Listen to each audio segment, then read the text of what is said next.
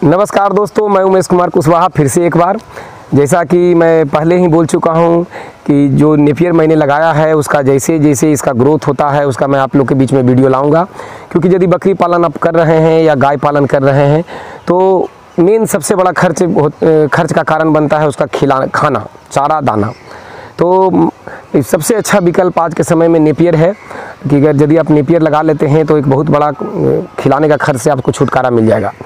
जैसे कि पहले भी मैंने 2 वीडियो डाला है शुरू से बिल्कुल कि किस तरीक़ा से आप नेपियर के गुल्ले को ज़मीन में लगाएंगे, किस तरीक़ा से खेत तैयार करेंगे, बोने का तरीका क्या होगा, उसका दूरी क्या होगा, तो इस तरीक़ा से मैंने लगाया, किस तरीक़ा से मैंने लगाया है, बिल्कुल मैंने डीपली आप लोगों को बताया है, प्रैक्टिकली करके बताया है, खुद नेपियर को बोकर बताया है। उसके बाद कुछ दिन के बाद का वीडियो आप लोग के पास गया है कि नेपियर ने कल्ले नेपियर के कल्ले निकल चुके हैं, इतने बड़े हो चुके हैं, इस टाइप से उसका वीडियो आप लोग के बीच में गया है। उस समय बिल्कुल खेत में घास भी भरा हुआ था और मैंने खेत का पूरा घास को निकौनी करवा दिया है, यानी मैंने घास को बाहर निकलवा दिया है। और आज नेपियर का जो मैं वीडियो बनाने आपको जा रहा हूं, इसका बोए हुए 32 दिन हो गए हैं। दोस्तों, नेपियर का जो प्रथम कटिंग है, जो प्रथम कटिंग इसका जो कटिंग किया जाता है वो 75 से 90 दिन पे किया जाता है।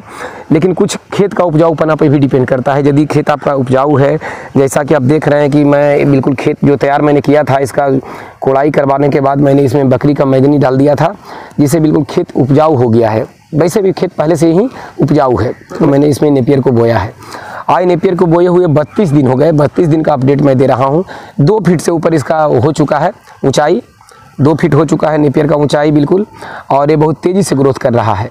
तो 32 दिन में 2 फीट का ऊंचाई आया है, लेकिन इस पर दावा बिल्कुल नहीं किया जा सकता। कारण है कि सबका खेत अलग अलग होते हैं, खेत का उपजाऊपना, मिट्टी की उर्वरक शक्ति, बहुत तरह के मायने होता है, इसके अनुसार इसका ग्रोथ होता है। तो मैंने नेपियर लगा दिया है। और चूँकि अगर इसमें घास हो, अगर आप खेत में कोई फसल बोए हों, उसके बाद उसमें अनसेसरी घास हो, जिसे छोटे छोटे घास हो बहुत ज़्यादा मात्रा में, तो ज़मीन में जितने उर्वरक मिलते हैं वो सभी वो खा जाएंगे, घास खा जाएंगे, तो फिर आपको पौधे को मिलेगा नहीं। ये भी एक ग्रोथ को रोकने का कारण बनता है। तो घास को हटा दिया गया है। अब बिल्कुल अब क्लीन है, कहीं से कोई घास नहीं है। छोटे छोटे जो घास नज़र आ रहे होंगे यदि आपको, तो जैसे ही नेपियर बड़े होंगे तो ये बिल्कुल खेत झप जाएगा, सूर्य की रोशनी नीचे जाएगा नहीं, तो फिर ये घास नीचे वाले छोटे छोटे घास ग्रोथ नहीं कर पाएंगे, तो बिल्कुल ये निकल जाएगा। तो मैंने इस तरीक़ा से नेपियर बोया है जो कि 32 दिन में इस टाइप का हो गया है। इससे पहले भी मैं नेपियर भी, जिसे मैं और भी बहुत सारे खेत में लगा के रखा हूँ नेपियर, और ज्वार चल रहा था, बाजरा चल रहा था। तो ज्वार और बाजरे का सीज़न अब ऑफ होने वाला है, वो कुछ बचे हुए हैं जो कि 2-4 दिन में ख़त्म हो जाएंगे। और नेपियर जो मेरे खेतों में और भी लगे हुए हैं वो कंटिन्यू चलता रहेगा। तो ये कंटिन्यूटी टूटे ना, ये सब दिन 12 महीना मैं खिलाते रहूँ, इसलिए मैं जितना ज़्यादा हो सकता है मैं लगा रहा हूँ। तो यदि आप किसान हैं, हालांकि ये बकरी पालन किसानों का ही काम है, यदि आप किसान हैं और अगर अपना खेतों में नेपियर लगाते हैं या सीजनली और भी घास लगाते हैं जो आपको सुविधा होता है, तो आपको खिलाने का खर्च बहुत कम आएगा और आप खिलाने के खर्च से बचेंगे। नेपियर एक ऐसा पौधा है, एक ऐसा घास है, अगर आप कहते हैं तो जो जिनके एरिया में दलहनी चारे नहीं हैं, यानी दाल जिस फसल का होता है उसके चारे नहीं हैं, क्योंकि दलहनी चारे बहुत ज़रूरी हैं, क्योंकि उसमें प्रोटीन होता है, कार्बोहाइड्रेट होता है। तो दलहनी चारे जिनके एरिया में नहीं है तो उनके लिए ये प्रोटीन युक्त नेपियर बहुत फ़ायदेमंद हो सकता है। कारण है कि इसमें जब प्रोटीन पाया जाता है तो आप नेवारी धान का बिचाली, धान का कुट्टी, पैरा कुट्टी और गेहूं का भूसा भी खिला सकते हैं नेपियर के साथ मिलाकर। तो आपका दलहनी चारे की कमी बिल्कुल नहीं अखरेगा और कमी का कभी महसूस नहीं होगा, बकरियाँ बिल्कुल स्वस्थ रहेगी। तो जैसा कि देख रहे हैं, मैंने ये नेपियर है, पूरे खेतों में नेपियर लगाया हुआ है। तो और इधर मैंने दशरथ घास लगाया है। ये जो दशरथ घास आप देख रहे हैं, ये दशरथ घास देखिए बिल्कुल बबूल के पत्ते की तरह है। ये दशरथ घास बिल्कुल बबूल के पत्ते की तरह होते हैं, जैसे कि आप देख रहे हैं। तो ये नेपियर लगाने के 8 दिन बाद मैंने इसको लगाया था, और ये मैं सोच के ये लगाया हूँ स्पेशल बच्चों के लिए, मेमनों के लिए। जो मेमने चारा पकड़ लिए हैं उनको मैं देना शुरू करूँगा, लेकिन जब तक ये 4 फीट के नहीं हो जाते, जब तक मैं इसका इस्तेमाल नहीं करूँगा। लेकिन पत्ते बहुत मुलायम हैं और ये बच्चे बहुत चाव से खाएंगे। ये क्या इसका बेनिफिट होता है, मेमने कितने चाव से खाते हैं, क्या इसका बेनिफिट होता है, कितना ग्रोथ बनता है इसे खाने से उनका, तो जब इसका रिजल्ट मैं देखूँगा तब तो विशेष रूप से मैं इसके ऊपर मैं चर्चा करूँगा। लेकिन अभी विशेष रूप से मैं इसका ऊपर चर्चा इसलिए नहीं कर रहा हूँ क्योंकि मैंने इसको कभी खिलाया नहीं। और जो नेपियर है, नेपियर मैं लगातार खिला रहा हूं, तो उसका होने वाले फ़ायदे को मैं देखा हूं, इसलिए लगातार मैं उस पर चर्चा कर रहा हूं। दोस्त, अगर आप किसान हैं, जो कि होना ही चाहिए, तो आप बिल्कुल हरा चारा उगाएं, और हरा चारा उगाने से आपको बहुत ज़्यादा बेनिफिट होगा, क्योंकि सबसे ज़्यादा लड़ाई खाने का, खर्च का ही हो रहा है। और किससे लड़ाई है? अपने आप से है, दूसरे से नहीं है। दूसरा कोई क्या कहते हैं ना कहते हैं उन पर तो देखना ही नहीं है। हम कितना बचा सकते हैं, कितने कम खर्च में खिला सकते हैं, ये मायने रखता है। तो ये नेपियर हैं, इसे बड़े नेपियर हैं जो अभी खेत में बिल्कुल तैयार हैं, जिनका कटिंग चल रहा है, और उनका कटिंग करके मैं बकरियों को खिला रहा हूँ। तो बकरियों को दे दिया जाता है, बकरियाँ चाव से खाती है। जैसा कि अभी आप देख रहे हैं कि बकरियों को दिया गया है, और अभी सवेरे का टाइम है और बकरियाँ बिल्कुल भूखी नहीं है, इसलिए पूरी चाव से वो नहीं खा रही है। कुछ बकरियां बाहर घूम रही है, कुछ खाने में लगी हुई है। और सवेरे मैं इसलिए दे दिया हूं चूँकि मौसम ख़राब है, बारिश का मौसम है। हालांकि इधर 8-10 दिन से बारिश नहीं हुआ, यानी हल्का फल्का पानी के फुहारे आए हैं, लेकिन उतना घना बारिश हुआ नहीं। तो लेकिन बादल लगा हुआ है, कभी भी बारिश हो सकता है। तो सवेरे ही बादल है, तो मैं बकरियों को सवेरे ही खिलाने के लिए सोच लिया, इसलिए इनको सवेरे दे दिया हूँ ताकि ये खा लें। लेकिन जब तक इन्हें भूख नहीं लगता अच्छी तरीक़ा से, जब तक ये खाने पे टूटती नहीं है, इसलिए कुछ बकरियां खा रही हैं, कुछ बकरियां घूमने टहलने में लगी हुई हैं।